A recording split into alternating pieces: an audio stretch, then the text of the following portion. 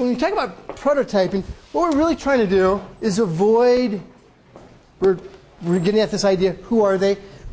We try to figure out why people don't buy, then we figure out why they buy, then we figure out who are they. It doesn't matter whether we're trying to get more Cornell women to go to football games, or whether we're trying to encourage people to buy Aqua Velva, or whether we're trying to get people to donate blood. First, we have to figure out why somebody wouldn't do it, then we figure out why they would do it. And we do that by doing laddering for whacked out champions, the kind of people we want to multiply times millions. But now we have to figure out really who these people are. And you guys did a great job last week when we looked at Vegemite. Okay, we kind of came up with a ladder for Vegemite, and we said, hey, what would be some possible segments based on this ladder? And you guys did a great job of coming up with sort of target markets. The target markets are really broad and really bold. And here's the problem with target markets. And here, to understand customers, you can do things demographic breakdown. Whoopsie. You can do things with psychographics. And the way you do those, either attitude, interest, opinion questionnaire, in-depth interviews, which you use inside sources or customers. This is prototyping, laddering, or you can do prototyping. Now, I had a cool experience. This is a number of years ago. This is like maybe 15 years ago. I was doing some work for this company that made frozen pie crusts. Huh? I know you're saying, which brand? Which brand? No. But in doing this and beginning this, working with this project, I talked to the brand manager, an incredible woman who anybody I talk about in this class, they're people who I've asked if I could use them as examples in this class. So I'm certainly not embarrassing this person. She's a very fun person. But I said, in beginning this project, I said, tell me about a customer who is really fanatical about frozen pie crusts.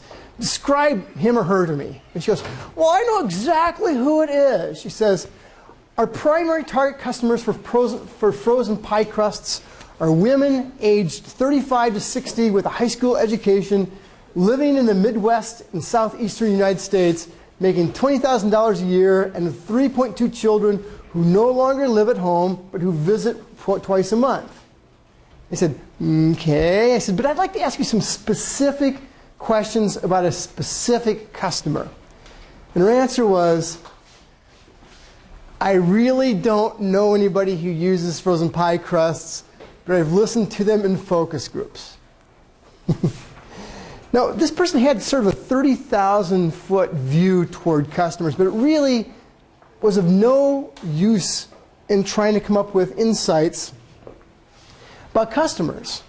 She didn't really know any specific person who used it, why they would, other than what they would parrot back in a focus group, which is really kind of biased and usually not very insightful.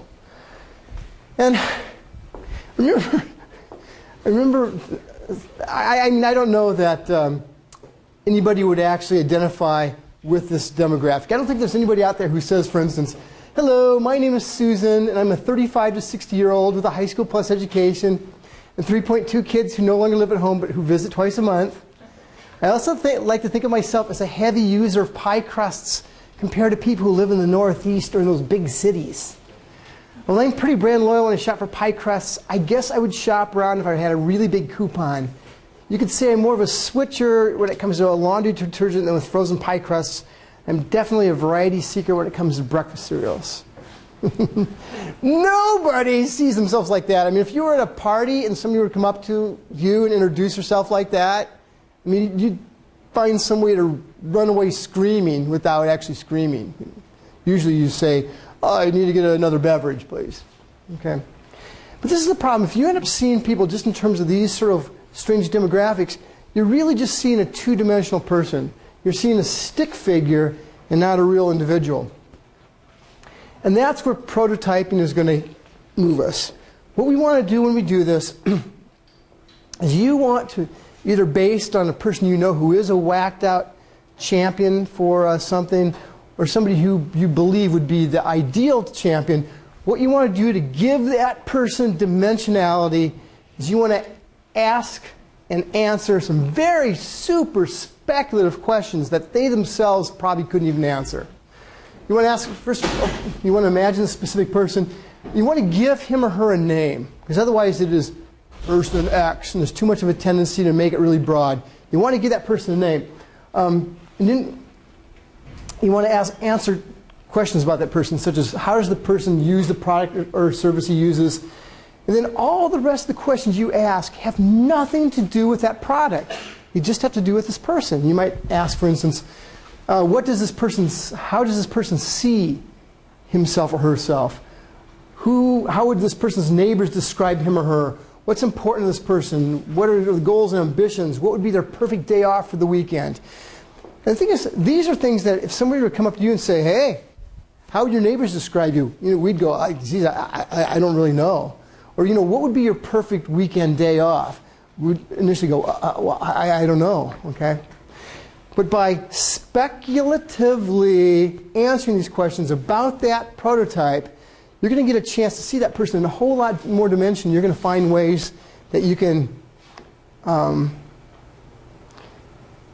communicate better to that person, the way you can position products better to that person, the way you can develop products that will really resonate with that person. The alternative is to do basic segmentation analysis. And in the paper you read today, we showed how prototyping versus segmentation works in terms of its total inability to come up with insights. And this is fine, okay? But it's just not going to get you to that third level of insight, the really powerful insight that's going to be beneficial. Now, in almost all of our projects, we do prototyping. In almost all of our projects, we don't tell anybody that we've done it, okay? Because we do it to generate insights.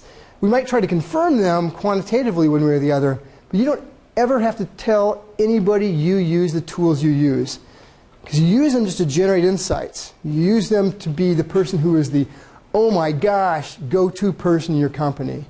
You use them so that you end up being the person who gets the promotion a lot more quickly than the MBA who's across the hall.